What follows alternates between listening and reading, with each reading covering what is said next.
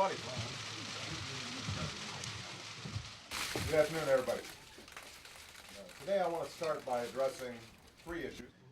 First, I'd like to say a few words about the situation in Iran.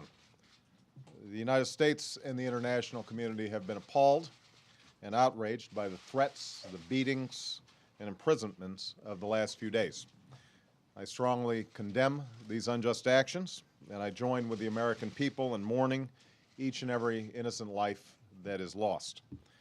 I've made it clear that the United States respects the sovereignty of the Islamic Republic of Iran and is not interfering with Iran's affairs. But we must also bear witness to the courage and the dignity of the Iranian people and to a remarkable opening within Iranian society. And we deplore the violence against innocent civilians anywhere that it takes place. The Iranian people are trying to have a debate about their future. Some in Iran, some in the Iranian government in particular, are trying to avoid that debate by accusing the United States and others in the West of instigating protests over the election.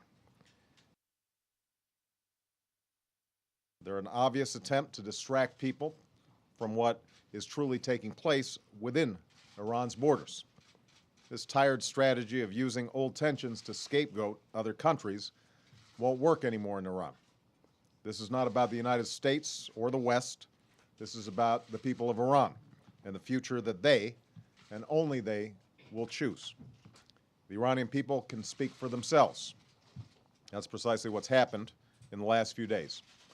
In 2009, no iron fist is strong enough to shut off the world from bearing witness to peaceful protests of justice.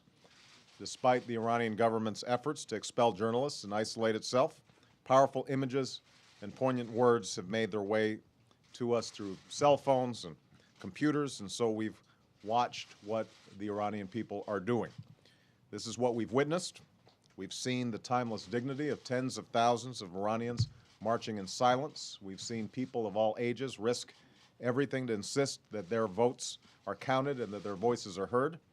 Above all, we've seen courageous women stand up to the brutality and threats, and we've experienced the searing image of a woman bleeding to death on the streets.